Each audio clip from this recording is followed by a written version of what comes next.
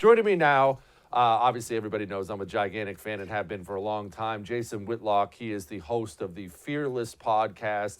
Jason, this is all so dumb. It is all so dumb. And the NFL players don't even care about this. We're getting rid of a long-time NFL coach. What is this madness?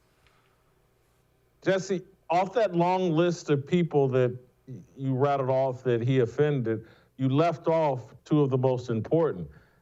He was critical of Saint Barack Obama, and John Gruden also said that he described President Joe Biden as a nervous, clueless P word. And I think a lot of people took offense of him saying that Joe Biden was nervous. I think everything else is accurate. But calling him nervous is probably a little out of bounds, unfair. But look, man, he wasn't on board with the leftist agenda that the NFL has completely swallowed. And so I think John Gruden is a sacrificial lamb, a symbol to everybody else in the NFL, that if you're not on board with our diversity and inclusion initiative that includes, the promotion of any player that has an alternative sex lifestyle, we're going to promote them to the fullest. Gruden not on board with that, not on board with all the female referees being fast-tracked to the NFL, female coaches being fast-tracked to the NFL. He's not on board with the leftist agenda that the NFL, the Black Lives Matter, the national anthem protest. And so you take a guy like John Gruden out that had a 10-year, $100 million contract, and the message flows downhill from there. There will be no complaining about anything we do at the NFL. It's no different than what the Department of Justice is doing to parents about critical race theory. That's why they've criminalized going to school boards and complaining loudly. They're imposing their point of view on society, and they're doing that in the NFL. Jason, would you please explain to me how, let's focus on the NFL for a second, how we got here? Because, look, John Gruden's own players, multiple players have come out and said, I got no problem with Gruden. What's the problem here? I would venture to guess somewhere in the 90 percentile range of all NFL players have texts and emails that look exactly like that. That's how players really feel. Okay, so those are the players. Now we go to the fans. We're not talking about the clientele of Starbucks or Birkenstocks here. This is a clientele of the NFL. They all have emails and texts like that too. So the players don't actually feel this way, and the fans don't actually feel this way. And yet John Gruden is gone. Why? Because corporations feel this way. And the NFL is in partnership with corporations, global corporations.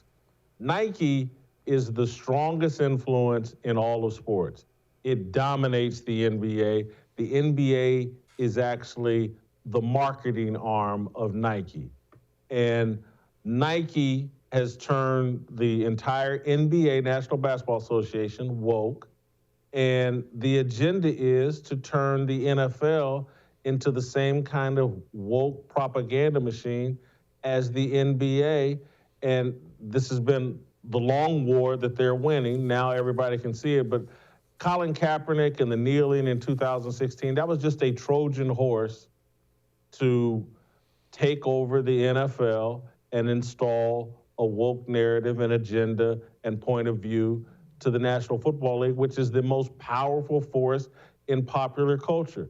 The NFL is the #1 television show on 5 different TV networks.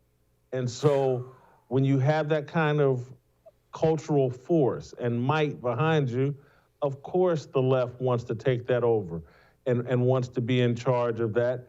And they are in charge of it. Roger Goodell has swallowed the woke agenda whole. His #1 assistant, #2 guy, Troy Vincent, has swallowed it whole. And now they're imposing that point of view on the coaches and everybody else. If you want to make money in the NFL, you have to get on board with our agenda. All right, switching gears here really quickly. Kyrie Irving. I don't obviously watch the NBA anymore. That's just something I've been honest about. I don't get on board with all that. I try to not spend my money with people who hate me. But I see Southwest Airlines pilots and Kyrie Irving potentially leading the charge against these vaccine mandates. And no, I didn't think it would come from Southwest pilots and Kyrie Irving. But Kyrie Irving just got axed from the Nets. He's suspended because he won't get the vaccine. He's not allowed back until he does get the vaccine. Obviously, somebody I have a lot of disagreements with, but I admire the courage, Jason. I think it's awesome. That's quite a paycheck to hand back because you want to stand for something. Same as I do Southwest. I didn't see these two entities leading the charge here, but apparently they're gonna. I think we're at a critical pivot point and moment here as it relates to Kyrie Irving.